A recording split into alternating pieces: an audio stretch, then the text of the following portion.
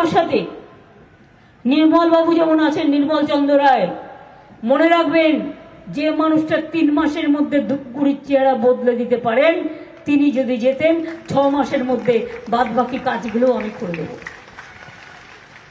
মহুয়া গোপে আছে, খগেশ্বর রায় আছে, ভোরের আলো তো ওর ওখানেই আমি করে দিয়েছি। কি করে ভোরের আলো করেছিলাম জানেন? জানেন না। 2011 সালে আমি ইলেকশনের সময় ভেতর দিয়ে আসছিলাম, গাজলডোবার পাশ দিয়ে। আমার জায়গাটা খুব পছন্দ হয়ে গেল। আমি বুঝতে পেরেছিলাম আমাদের সরকার আসবে। আমি আমার যে স্মার্ট প্যান্টপ ছিল আমি তাতে পুরো ছবিটা তুলে নিয়েছিলাম।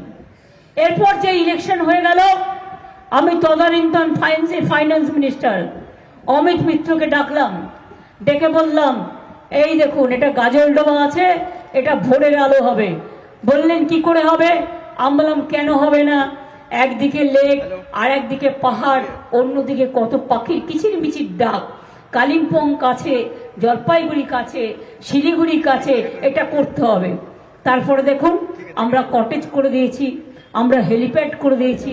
আমরা শিলিগুড়ি থেকে যখন আমি গিয়েছিলাম আমার 1.5 ঘন্টা টাইম লেগেছিল। তারপরে আমরা একটা ফ্লাইওভারও করে দিয়েছি যাতে 45 মিনিটের মধ্যে পৌঁছে যায়। এবং আপনারা শুনলে খুশি হবেন, ওখানে ইন্দ্রনীল জানেও ট্যুরিজম মিনিস্টার আগেই সিদ্ধান্ত হয়েছে আরো 3-4টে বড় বড় প্রোগ্রাম ওখানে হচ্ছে, অর্থাৎ আরো প্রায় 100-150 কটেজ তৈরি হবে। কারণ লোকে গিয়ে জায়গা পায় না। যুব নিবাস থেকে শুরু করে সব করা হয়েছে। কোথায় করা হয়নি? চালসা ডেভেলপ হয়নি, মেখলিগঞ্জ ডেভেলপ হয়নি, মেখলিগঞ্জের ওই যে হিল বর্ডার, তিস্তার হলদিবাড়ি ডেভেলপমেন্ট বর্ডার, চ্যাংড়াবান্ধা মালবাজার 1966 সালে বন্ধ হয়ে গেছিল, সেগুলোকে টোটাল করে দিয়েছিলাম আমি। এখানেও 2টো নতুন সরকারি ইন্ডাস্ট্রিয়াল পার্ক হচ্ছে, ডাবগ্রাম, আমবাড়ি, ফালাকাটা।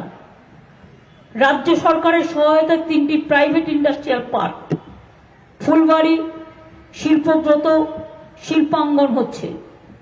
এখানে 22,000 লোক কাজ করে এমএসএমই সেক্টরে। এছাড়াও মনে রাখবেন ভুটান, বাংলাদেশ, নেপাল কানেক্ট করার সাথে সাথে ইন্ডিয়া, আমরা রক্তি নদীর সেতুও করে দিয়েছি। এরকম জল্পেশ শিব মন্দির আপনারা তো গেছেন, 5 কোটি টাকা দিয়েছি ওটা ডেভেলপমেন্ট করবার জন্য। দুর্গেশ নন্দিনী মন্দির সেটাও করে দেওয়া হয়েছে। এর দেবী চৌধুরানী, অনেক কাজ আছে। পরশুদিনও আমি আলিপুরদুয়ার থেকে ফেরার পথে একটা মহাকাল মন্দির আছে, কোনো প্রাইভেট লোকের, কিন্তু আমি গিয়েছিলাম। তার থেকেও বড় কাজ কি বলুন তো? মনে রাখবেন চিলারায়ের যে মূর্তি আমরা করে দিয়েছি, এটা আমাকে কুচবিহারের মানুষ ডিমান্ড করেছিল। 8 ফুট উঁচু প্রায় চিলারায়ের মূর্তি আমরা করে দিয়ে তাকে সম্মান জানিয়েছি। জিতেন রায় মেডিকেল কলেজ তার নামে হয়েছে, বিরসা মুন্ডা কলেজ, পঞ্চানন বর্মা ইউনিভার্সিটি, বাকি কিছু নেই। আমরা রাজবংশীদের জন্য 200 স্কুল কুচবিহারে করে ফেলেছিল, করে দিয়েছি। আমি আলিপুরদুয়ারে, জলপাইগুড়িতেও বলেছি যারা সাদ্রি ভাষায় কথা বলেন সিলেবাস তৈরি করুন, আপনাদের জন্য দরকার হলে আমরা 100 স্কুল করে দেবো।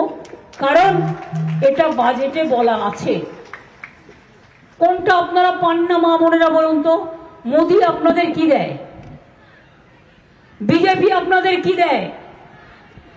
শুধু ভাষণ দেয়, ভাওতা দেয়, মিথ্যা কথা বলে, অত্যাচার করে, অনাচার করে, মেয়েদের উপর অত্যাচার করে, আর দেয় কি দেয়? কে দেয়?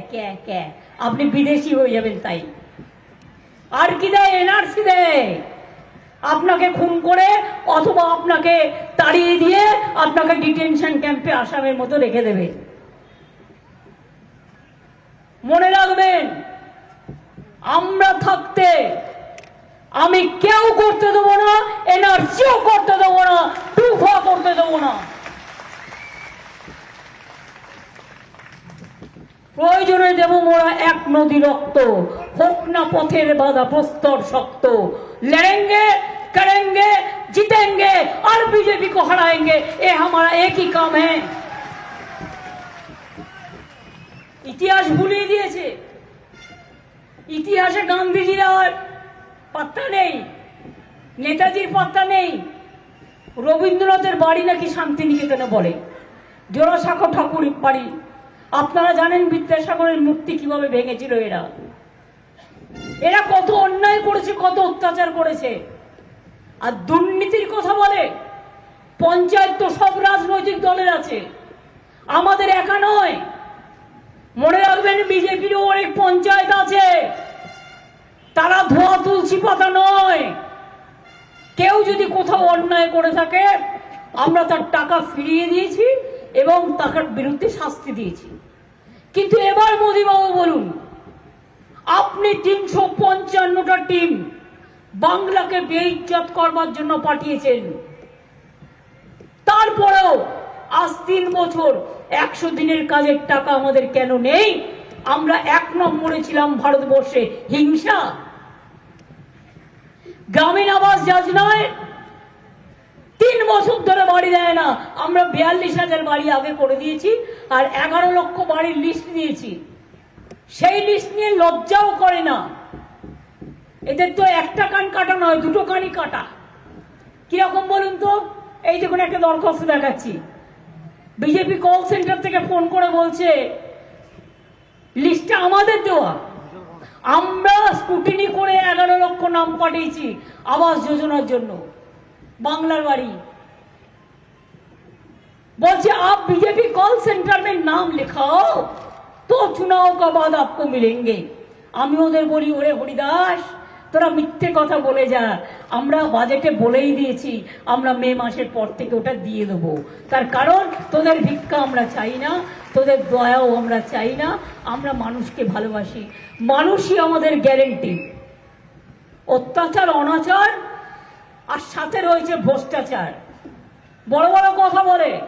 আমি যদি একটা বলি আপনাদের, কোচবিহারের প্রার্থীকে, না না না, সিপিএম বিজেপি। ওই দেখুন, আমি বলছি না, চোর ডাকাত গুন্ডা ভ্রষ্টাচারে ভর্তি, সারা দেহ কালোতে ঢাকা।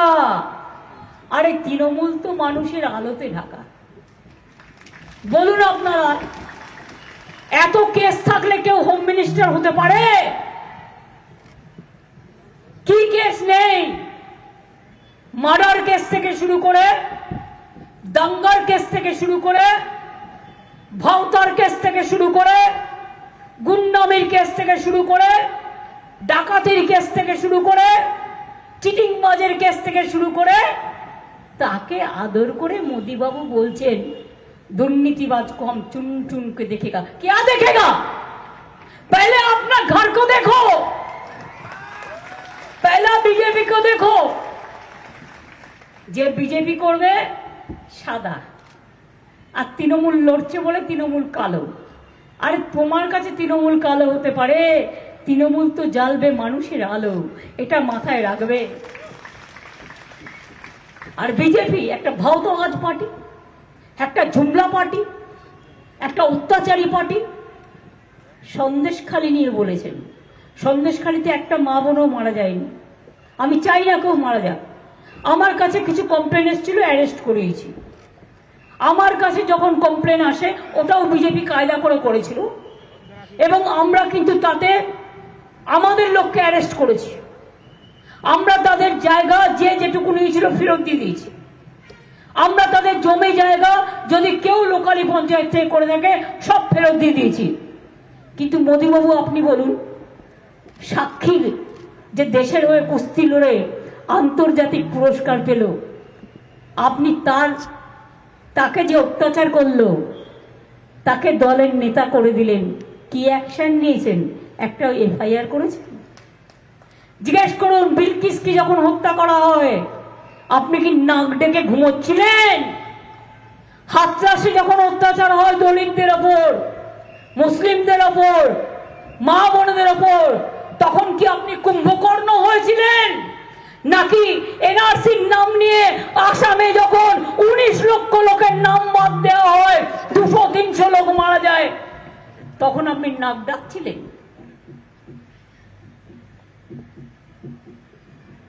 আজকে কে, আগে নিজে করুন না কে অ্যাপ্লিকেশন, সঙ্গে সঙ্গে আপনি বিদেশি হয়ে যাবেন। বিদেশি মানে ডিটেনশন ক্যাম্প, আর ডিটেনশন ক্যাম্প মানে শুনুন, ওরা যে এম্পাওয়ারমেন্ট কমিটিটা করেছে তাতে এনআরসির লোক রেখে দিয়েছে। এই সেন্সাসের লোক কেন রেখেছে? তার কারণটা হচ্ছে ক্যাটা হচ্ছে মাথা আর এনআরসি হচ্ছে লেজা। যেই ক্যাটে পা দিলেন আপনি এনআরসি হয়ে গেলেন, আর এনআরসি দিয়ে আপনি হয়ে গেলেন সঙ্গে সঙ্গে দেশ থেকে বিদায় হয়ে গেলেন। এবার আপনাকে বাংলাদেশ থেকে আপনাকে নিয়ে আসতে হবে 50 বছর আগেকার আপনার বাবা মার সার্টিফিকেট। পারবেন আনতে? আমরা তো কেউ কে নই, আমরা তো কেউ এনআরসি নই, আমরা সবাই নাগরিক। কি মা বোনেরা আমার, লক্ষ্মীর ভান্ডার পান, ভোটে ভোট দেন ভাইরা, খেলা করেন, ছাত্রছাত্রীরা পড়াশোনা করেন, মাঠে ময়দানে কাজ করেন, সংসারের কাজ করেন। মোদিবাবুকে বলুন আপনাকে যে 10 বছর ভোট দিয়ে প্রধানমন্ত্রী করেছেন কারা? আমরা যদি নাগরিকই না হই তাহলে আমাদের ভোটটা নিলেন কি করে? মুখ্যমন্ত্রী, প্রধানমন্ত্রী, পঞ্চায়েত, জেলা পরিষদ সবই তো কর্পোরেশন, সবই তো গণতন্ত্রের ভোটে হয়। আপনি গণতন্ত্রটাকে হত্যা করে দিচ্ছেন। আর একদিনে 147 জন এমপিকে সাসপেন্ড করে 39টা আইন পাশ করে নিয়েছে। তাতে হযবরল কে আছে কিচ্ছু জানি না। আইনে বলছে যে কোনো সময় যে কোনো কাউকে ধরবে, জীবনের জন্য তাকে আর বেরোতে দেবেন না, কোনো বিচার পাবেন না, গণতন্ত্রের বাণী নীরবে নিভৃতে কাঁদবে। আজকে দেখেছেন দিল্লির মুখ্যমন্ত্রীকেও অ্যারেস্ট করে রেখে দিয়েছে, আমাদেরও কেষ্টকে অ্যারেস্ট করেছে, আমাদেরও অনেক কর্মীকে অ্যারেস্ট করেছে। কদিন আগে মুসলিম দেখলেই গা কাঁপে একটু ওদের বেশি দেখায়। রামনবমী নিয়ে একটা নিজেরাই দাঙ্গা করলো, তাতে এনআইএ কে পাঠিয়ে দিয়েছে। আমার কাছে ডকুমেন্ট আছে, বিজেপির নেতা জিতেন তিওয়ারি এনআইএ এসপির সাথে মিটিং করছে, আমরা তার কমপ্লেন পাঠিয়েছি, মনে রাখবেন। এখানকার বিজেপি নেতারা বলে দেবে ওর বাড়ি থেকে ইনকাম ট্যাক্স রেট করো, ওর বাড়িতে ইডি করো, ওর বাড়িতে সিটি করো। আর তৃণমূল কংগ্রেস করলে সব চোর, আর তুমি মহারাজ সাধু হলে আজ আমি আজ চোর বটে।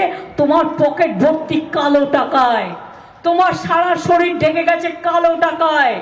মনে রাখবেন, ওয়াশিং মেশিনের নাম শুনেছেন তো? কাপড় কাচে আগে নির্মা দেখাতো, ওয়াশিং পাউডার নির্মা মাখলেই সাদা হয়ে যায়। একটা কালোকে আপনি ঢুকিয়ে দিন মেশিনে, সাদা হয়ে বেরিয়ে আসবে। বিজেপি করলেই Bhajpa washing machine, washing machine Bhajpa, washing machine Bhajpa, washing machine Bhajpa. আর এদের সাথে জুটেছে সিপিএম, কংগ্রেস আর একটা মুসলিম পার্টি। আমি আপনাদের বলি, তৃণমূল কংগ্রেস ইন্ডিয়ান অ্যালায়েন্সের সাথে দিল্লিতে আছে। দিল্লিতে তৈরি করব আমরাই, বাংলায় পথ দেখাবে। কিন্তু এখানে আমাদের লড়াই করতে হচ্ছে সিপিএম এর বিরুদ্ধে, কংগ্রেসের বিরুদ্ধে, বিজেপির বিরুদ্ধে, আর ওই নতুন গজিয়ে ওঠা বিজেপির সাকরে ওই একটা মুসলিম পার্টি আছে তার সাথে। সুতরাং আপনারা দয়া করে ভোটটা ভাগ করবেন না। একটা ভোট অন্য পার্টিকে দেওয়া মানে বিজেপির হাতকে শক্তিশালী করা। আর বিজেপির হাত যদি শক্তিশালী হয়, আগামী দিন কেউ বাঁচবেন না, কারো ছেলে মেয়ে বাঁচবে না, কারো অধিকার রক্ষা হবে না, দেশটাকে অতল গহ্বরে নিয়ে যাবে। দেখলেন তো সৎপল, মানে ভাগ্যের কি অদৃষ্ট পরিহাস। যিনি গভর্নর ছিলেন তখন জম্মু কাশ্মীরে, তিনি বলে দিলেন পুলওয়ামা ঘটনা তো আসলে পুলওয়ামা নয়, এত লোক জীবন দিল, আমরা সবাই শোক করলাম, আমরা দেশকে ভালোবাসি বলে। আর তারপরে গভর্নর বলে দিচ্ছে এটা তো সাজানো ঘটনা, বললেন বলে তার বাড়িতে গিয়ে আবার রেড করে এলো। প্রতিবারই কিছু না কিছু করতে হবে, আর কিছু করতে না পারে আপনার বাড়িতে ছাড় পোকা ঢুকিয়ে দেব, যাতে কুটুস কুটুস করে কামড়ায়। তাই আপনাদের বলবো, খেলা হবে। এই ছাত্র যৌবন কোথায়? মা বোনেরা লক্ষ্মীর ভান্ডার পেতে শুরু করেছেন তো? 500 টাকাটা 1000 পাচ্ছেন তো? কয়েকটা বাকি আছে, আস্তে আস্তে স্ক্রুটিনি করা হচ্ছে। আর 60 বছর যাদের হয়ে গিয়েছিল তারাও কিন্তু 6 লাখ আছে সংখ্যায়, তারাও কিন্তু লক্ষ্মীর ভান্ডার পাবেন। তার কারণ আমরা বলে দিয়েছিলাম যতদিন বাঁচবেন ততদিন পাবেন। এটা ওদের নয়, এটা আমাদের প্রোগ্রাম। আমি দেখছি মালদার একটা এমপি দেয়াল লিখছে, বিজেপি এক্স এমপি, 3000 টাকা পেতে গেলে লক্ষ্মীর ভান্ডার, ওনাকে ভোট দিন। হরিদাস, 1 পয়সা দেবার ক্ষমতা নেই, আর প্রোগ্রামটাই তোর নয়, তা তুই দিবি কোত্থেকে? এত মিথ্যা, এত মিথ্যাচার, এত দুরাচর, এত দুর্যোধন দুঃশাসনের দল, এত রাবণের দল। শুধু দাঙ্গা লাগানো এদের কাজ, সংকট করা কাজ, মানুষ মরা কাজ, মহিলাদের বেউজ্জত করা কাজ। আর আজকে সারা পৃথিবী বলছে বেকার সংখ্যা সবচেয়ে বেশি ভারতবর্ষে। মোদি কাউকে চাকরি তো দেয়নি, উপরন্তু সব কেড়ে নিয়েছে। 2 কোটি লোককে চাকরি দেবো বলেছিল, কেউ পায়নি। 15 লক্ষ টাকা করে ব্যাংক অ্যাকাউন্টে দেবে বলেছিল, কেউ পেয়েছেন? কি মা বোনেরা 1 লক্ষ পেয়েছেন? 2 লক্ষ পেয়েছেন? 3 লক্ষ পেয়েছেন? 4 লক্ষ পেয়েছেন? 5 লক্ষ পেয়েছেন? 6 লক্ষ পেয়েছেন? 7 লক্ষ পেয়েছেন? 8 লক্ষ পেয়েছেন? 9 লক্ষ পেয়েছেন? 10 লক্ষ পেয়েছেন? তাহলে 15 লক্ষটা আসবে কোত্থেকে? 1 টাকাও দেয় নাই। ভোটের সময় লুকিয়ে লুকিয়ে কিছু টাকা দেবে। মনে রাখবেন, ওটা ওদের টাকা নয়, পাপের টাকা, আপনার টাকা। টাকার পরিবর্তে ভোট দেবেন না। আপনাদের সম্মান সবচেয়ে বড়, নিজস্বতা সবচেয়ে বড়, একটা মা মহিলার শঙ্খধ্বনির আওয়াজ সবচেয়ে বড়, একটা ধামসা মাদলের আওয়াজ সবচেয়ে বড়, একটা গরিব মানুষের ক্ষমতা সবচেয়ে বড়।